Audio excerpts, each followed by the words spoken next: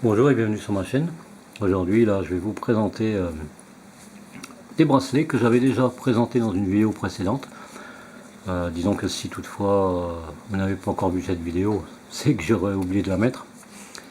Et en tout cas j'avais parlé de ces deux bracelets ainsi que d'autres. Mais en réalité ces deux-là n'étaient pas terminés, il n'y avait pas de fermoir. Donc là sur celui-ci, c'est juste un petit rappel, j'ai mis une pression. Et c'est des morceaux qui se séparent, tout simplement. Je ne remontrerai pas parce que, en fin de compte, c'est expliqué dans l'autre vidéo. Donc voilà. Et ici, comme j'avais trouvé un fermoir vraiment sympa, avec un aimant, je me suis dit c'est à la bonne largeur, en fait. Donc sur ce bracelet avec nœud celtique,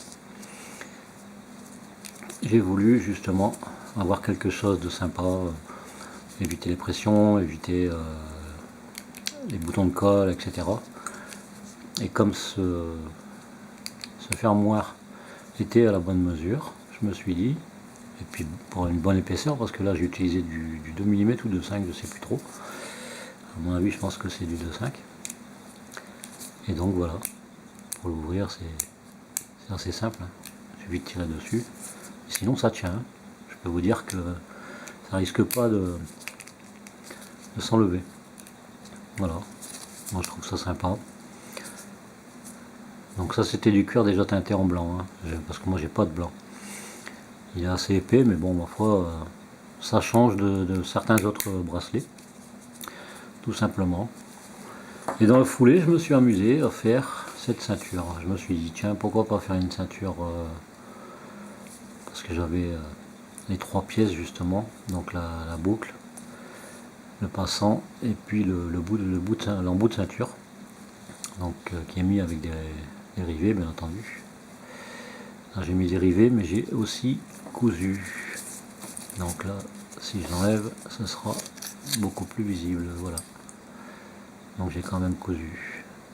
Donc le petit rappel, c'est que ce bleu, c'est un bleu, normalement un bleu nuit, que j'ai dilué pour l'avoir justement un peu plus clair. Alors ici, à la vidéo, peut-être qu'on va voir sur les bords que ça fait comme des reflets un peu verts, mais c'est la lumière qui fait ça. Sinon, c'est bien du bleu. Voilà, il est bien bleu.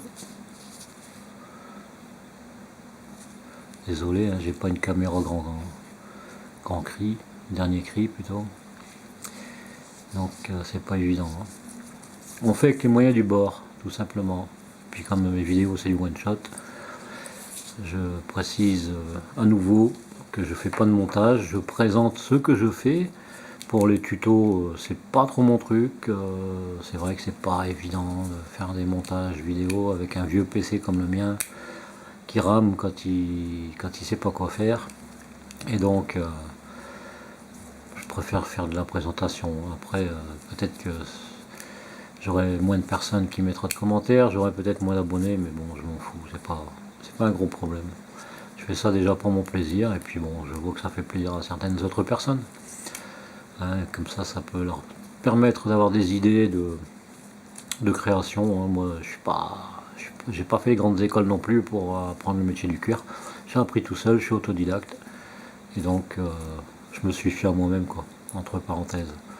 J'ai besoin de personne pour faire ce que j'ai à faire, et en l'occurrence, bon, c'est sûr que venant de certains, je dis bien certains professionnels, je serai à l'écoute, mais vis-à-vis d'autres qui m'ont déjà, qui se sont déjà permis de me dire, ah, tu sais, moi j'aurais fait comme ça, faudrait peut-être soigner un peu les bords, les tranches, ceci, cela. Et en l'occurrence, moi j'ai vu le boulot qu'ils ont fait, sur les réseaux sociaux, bien entendu. Je pense qu'ils devraient éviter justement de faire ce genre de réflexion, parce que de leur côté c'était pas terrible non plus. Voilà. Donc avant de critiquer, il vaut mieux se regarder soi-même, tout simplement. C'était juste un petit, bon, pas un coup de gueule, mais un petit petite chose que je voulais dire, quoi, au passage, tout simplement. Voilà. En tout cas, je vais pas présenter plus longuement, vu que c'est déjà des bracelets que j'ai présentés dans une vidéo précédente. Juste ça, cette ceinture qui est nouvelle entre guillemets, que j'ai déjà mis d'ailleurs, je l'ai faite pour moi, parce que je voulais une ceinture bleue, ça suit bien avec un jean, Ça va même avec d'autres couleurs, ça suit bien avec pas mal de couleurs.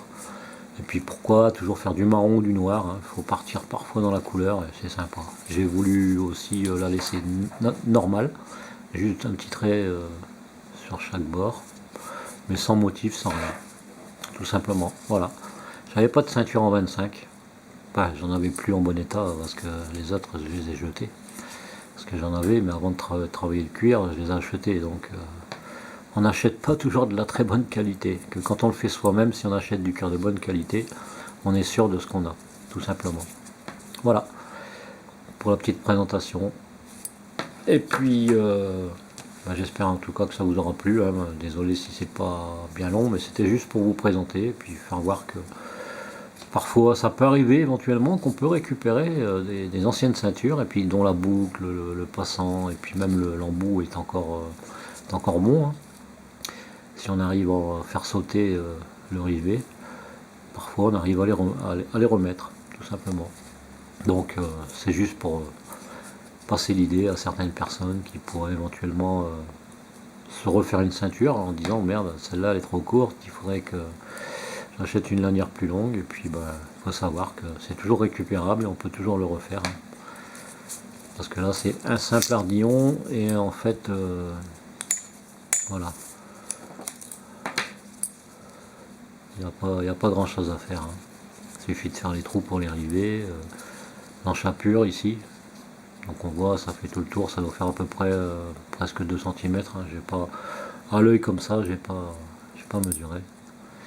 Et donc avec l'enchapure, hein, ceux qui n'ont pas d'emporte-pièce pour faire les enchapures, comme moi, parce que je trouve ça un peu bête. Je prends des emporte-pièces ronds, je fais 2 ronds et après un coup de cutter pour enlever la partie en long. J'ai pris l'habitude et puis ça donne le même résultat, tout simplement. J'ai le temps de le faire, donc je le fais comme ça. Pourquoi investir dans plus d'outillage? Voilà, je vous dis à très bientôt. Merci de regarder mes vidéos et puis en tout cas n'hésitez pas à mettre un commentaire, hein, qu'il soit positif ou négatif, peu importe. Enfin bon, soyez sympa. Allez, je vous dis à très bientôt pour une prochaine vidéo. Allez, portez-vous bien. Bye bye.